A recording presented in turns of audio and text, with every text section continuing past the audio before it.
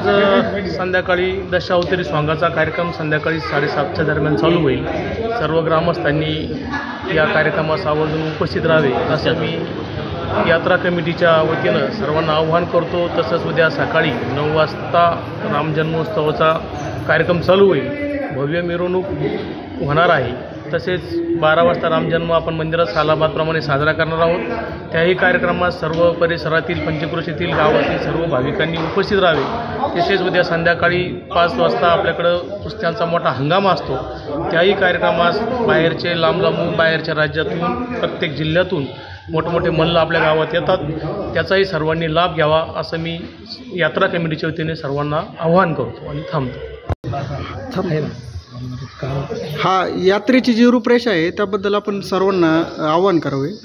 आता यात्रेबद्दल सांगायचं तर सालाबादप्रमाणे रामनवमीला आमची यात्रा असते, म्हणजे आणि त्याच्या आदल्या दिवशी दशावतार सोंग असतात, म्हणजे ते आज आहे, आजचं 5 तारीख आहे, उद्या 6ला रामनवमी आहे, रामजन्म उत्सव आहे।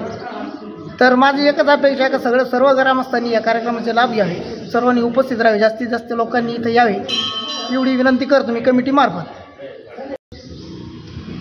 हिंदू मुस्लिम ऐक्य असलेलं जळगाव हे राहता तालुक्यातील नगर जिल्ह्यातील एक आदर्श गाव आहे।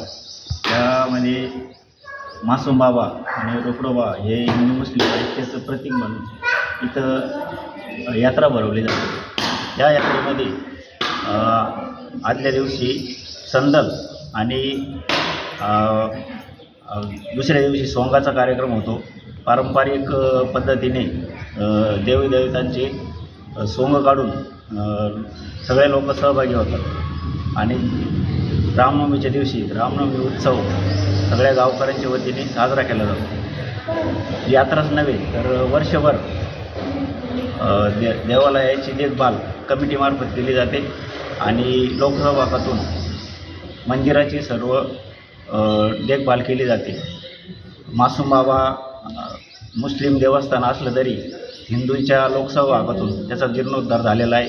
त्याचप्रमाणे सर्व देवतांचे जीर्णोद्धार हे लोकसहभागातून जळगाव ग्रामस्थांनी केलेले आहे। धन्यवाद। बाबा, या रोकडोबा महाराजांनी मासूम बाबा यात्रेबद्दल आपण जी प्राचीन काळापासून जी इथं धार्मिक एकता वगैरे आहे त्याच्याबद्दल माहिती सांगा।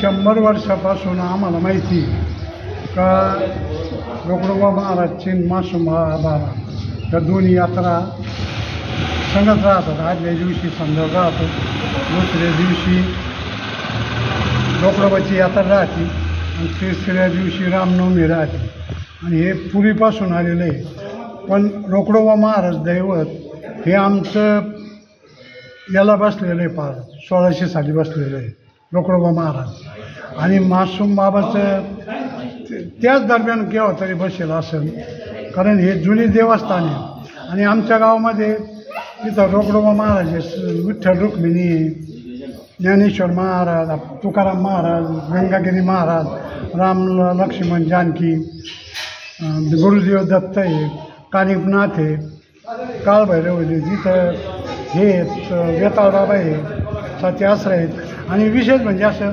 मासूम बाबा, चांदखान बाबा, पोलाद खान बाबा, दावण मालिक हे 5 मुस्लिमाचे देवस्थानसुद्धा आहेत। त्याच्यामध्ये एक देवस्थान फक्त मुस्लिम पुजारी आहे, 4 देवस्थानला हिंदू पुजारी आहे। पण आमच्या गावामध्ये कुठल्याही प्रकारचं आणि हिंदू आणि मुस्लिम ही जत्रा आमची नेहमी 100 वर्षापासून आलेला रिवाज आहे आणि ही एकत्र असते।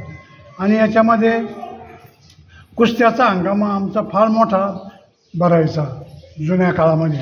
आता ते शिर्डी आणि श्रीरामपूर नावाजलं, पण त्याच्या अगोदर जळगाव हे आमच्याकडं पैलवानाच्या बाबतीत नावाजलेलं होतं। आणि आता जत्रामध्ये सोंग असतात आमचे। सोंग म्हणजे सर्व पौराणिक कथा राहतात त्याच्यामध्ये आणि त्या कथा राहतात आणि त्याप्रमाणे ती यात्रा भरती सकाळी 9 आणि सगळ्या गावातल्या महिला भगिनी आहे ना ते पाहायला आवर्जून उपस्थित राहतात।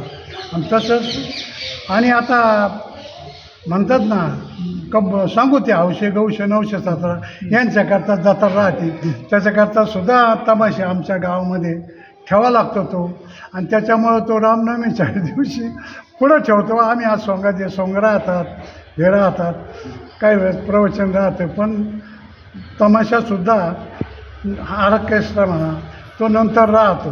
त्याप्रमाणे जत्रा, आणि पण ही जत्रा आमची कोणीही असं गावामध्ये वर्गणी देत नाही असं काय नाही.